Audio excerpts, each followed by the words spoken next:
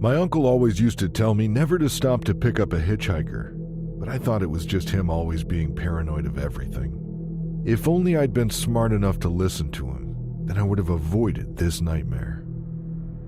My girlfriend lived in New Jersey while I was in Boston, so as soon as I finished work on a Friday, I usually made the 5-hour drive down to see her. On this particular day, we were ahead of orders, so my boss let me finish at lunchtime. This meant I could start the drive earlier and hopefully avoid as many traffic jams as possible. I got off the highway and hit a quiet stretch of road surrounded by trees. As I went around a bend, I spotted a guy standing on the side of the road next to a wooden post. He had a backpack on, which I guessed was heavy due to his slouched shoulders, some dirty hiking boots, and he had his thumb up to try and flag me down. I figured he was just some lost hiker, since that's what he looked like. I was in a good mood, so I pulled alongside, rolled down my window, and asked him where he was going. He told me the next town would be fine, and he seemed really grateful when I told him to get in. He insisted on going in the back with his backpack. As soon as he got in the car and I drove off, it became clear he wasn't a big talker. Any attempts I made at starting a conversation were just ignored, and he wouldn't quit tapping on his backpack zipper. There was also this weird smell. I don't know what it was, but it hadn't been there before I got him in the car. I told myself this wasn't a big deal, and as soon as I got to the next town, I'd be free of him. As I saw signs for the next town, I told him we were nearly there. He didn't say anything and continued tapping his fingers against the zipper. I didn't want to be rude, but that sound was really distracting, so I politely asked him if he could stop doing it. Only he didn't stop. He let out this low laugh, as if what I'd asked him was really funny. This guy was starting to give me the creeps, so I focused on driving to town and getting rid of him. As I reached the intersection, I heard him shuffle in his seat. Then suddenly I saw a blur in the rearview mirror. Something pressed on my neck, and I didn't have to look to know what it was. It was the barrel of a gun. He told me to do as he said, or else he had no problem pulling the trigger. Damn it. I was in serious trouble and started to panic. I couldn't even shake my head since he had a gun to my neck, so I think I somehow managed to make some sort of sound to let him know I was cooperating. Then he told me to turn around and drive back the way I came. This meant I was driving away from the town and back along the quiet road. I honestly thought this was it and that I was gonna die, but all I could think about was my uncle and how I should have listened to him. It was such a stupid, pointless thing to think about in that instance, but I couldn't help it. We only passed a few other cars, and I hoped they'd see what was going on, but from the angle he was sitting at, it was clear they wouldn't. All the while, he tapped his finger against a zipper. I don't know if it was his backpack or his jacket or something else. That, mixed with my frantic breathing, was all I could hear. Then suddenly he pressed the gun against my neck again and told me to stop the car. I did as he said and begged him not to do anything crazy. He let out another low laugh, pulled the gun away, and muttered, "Maybe next time you'll learn not to pick up hitchhikers. The next one won't be as nice as me." And then to my surprise, he took his backpack and got out of the car. He even closed the door behind him. I sat there with my hands on the wheel in shock until a voice screamed at me to drive off. It was only when I reached the next town that I realized something. He'd gotten me to drop him off in the same place I'd picked him up. I remembered seeing that same wooden post. I never did tell anyone what happened. I suppose I didn't want to be called stupid for picking up a hitchhiker. I don't know why the guy did that or said what he did. None of it makes any sense. I moved to New Jersey soon after, so no more long drives. But I still think about what happened a lot. And whenever I hear the tapping of fingers on a zipper, I start to get anxious, thinking about what happened that day. I was visiting my friend in Nevada. We're both history geeks, so he suggested driving out and visiting some of the lesser-known old mining towns and remains in the area. At the time, I thought this sounded cool. I had no idea how weird and creepy it would get. We hopped in his Jeep and set off early to escape the midday heat. We were a few hours and a few stops in when we saw a man standing on the side of the road. He was in his 30s, wearing a t-shirt, ripped jeans, and a baseball cap. He had a dirty backpack by his feet. When he saw us coming, he immediately took a couple of steps forward, so he was almost in the middle of the road, and stretched out his arm to try and flag us down. There was only desert around us for miles, so I don't know where this guy came from. My friend started joking around and said we should pick him up.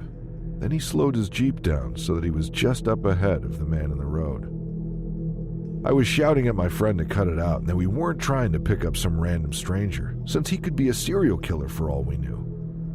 Then I turned and saw that man running, literally running towards us with that dirty backpack slung over his shoulder.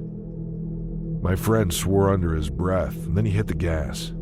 I remember seeing the man stop in the middle of the road and give us a glaring look. I felt bad and groaned at my friend for being such a jerk. He shrugged it off and told me to relax. He didn't seem fazed by it all, while it took me longer to shake off the situation.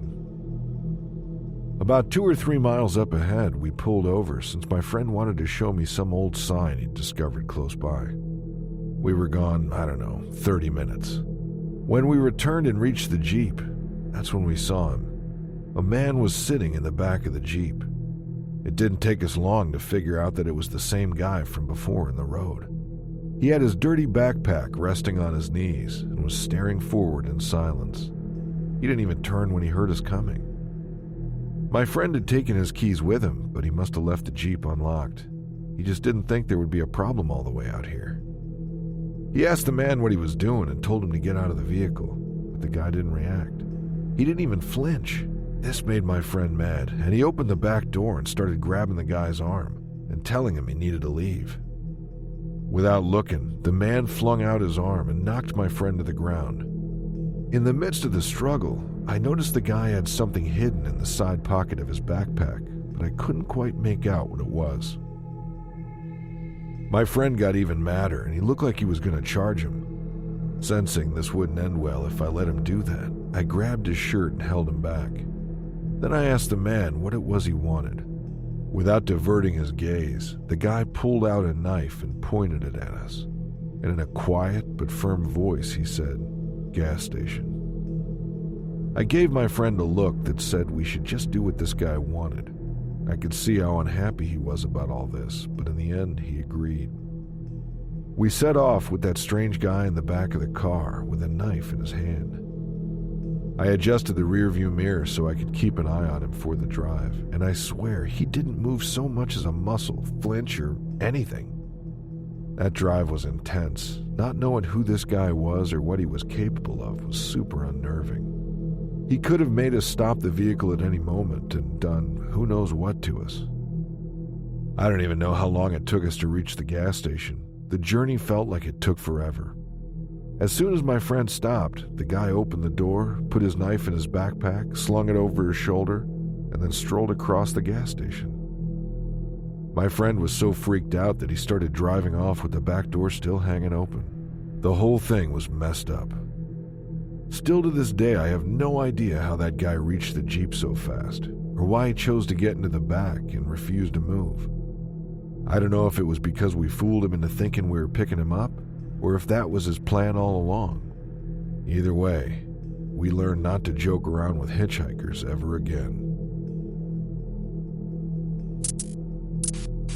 This happened when me and my friend Joe were on a road trip across the country. Money was low, so we hitchhiked wherever we could. I know that 2 young women getting into a stranger's vehicle was seen as dangerous, but at the time we were young and carefree. If we'd have known how sinister things were going to get, we never would have done what we did.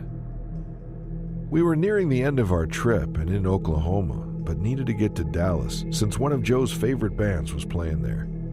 Joe was adamant we just had to find a way to get there on time. She wanted us to save the last of our money for the concert and maybe a flight home, so she insisted we hitchhike there.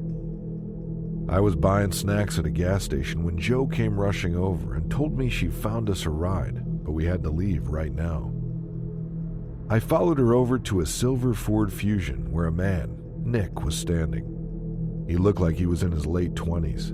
He seemed nice and helped us into the back seat with our luggage. When Joe asked about putting it in the trunk, he paused for a second, then said it was full already. At the time, I hadn't thought anything about his hesitation. Now I wished I'd paid more attention to this. We introduced ourselves to Mindy, his partner, who was in the front passenger seat. She looked about the same age as Nick and had bright red lips and wore a tasseled cowboy hat. She seemed okay, and on the drive, she told us how they were driving through Texas to visit family. About an hour into the journey, I noticed that the conversation seemed to slow down. I figured this was normal, so Jo scrolled on her phone and I gazed out the window. We were in the middle of nowhere, surrounded by endless brown-patched grass. I noticed Mindy whispering something to Nick. I could tell from her facial expressions she wanted him to do something. Whatever it was seemed urgent. Then Nick pulled over and stopped the car. They exchanged another weird look, and then Mindy smiled at us and said she needed a bathroom break. She opened the door but didn't get out. She just kept on glaring at Nick. I didn't know what was going on, but something felt off about the situation. Then Mindy shouted, "Just do it already!" Then she punched his arm. Full on punched it. Jo and I watched while trying to figure out what was going on, when suddenly Nick opened his door and started storming off across the field. Mindy got out of the car and shrieked and screamed as she charged after him. Jo seemed to find it funny, but I told her something was definitely wrong. I got out of the car, and remembering Nick's earlier hesitation upon mention of the trunk, I felt myself opening it. When I saw what was inside, my legs buckled beneath me. Jo rushed out to check on me, and we both stared at the horror inside that trunk. There was a bulky trash bag with something poking out of it. It was a bloody, mangled arm. I saw chipped nail polish on the fingernails. At least, it was on the ones that weren't ripped off. I slammed the trunk shut, grabbed Jo's hands, and leaving our heavy bags in the car, we ran across the road and just kept on running. When I peered back, I saw something moving along the road. It was Nick and Mindy's car. They were driving off with our bags still in their car. I saw him look my way. He didn't look friendly anymore.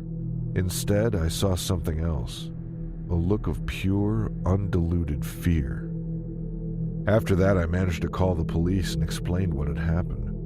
I didn't know where we were, but they traced our location and sent an officer out. I was terrified the Silver Fusion would return, but it wouldn't. Thankfully, our passports and IDs were in the bags we had on us, or else those creeps would have run off with our really important stuff. The officer took us to the closest town, and we flew back home the next day. As far as I know, the police never did find Nick or Mindy. I don't know for sure what they planned to do to us, but I honestly believe that if things had turned out differently, we would have ended up in the bag with that mangled arm in the back of that trunk.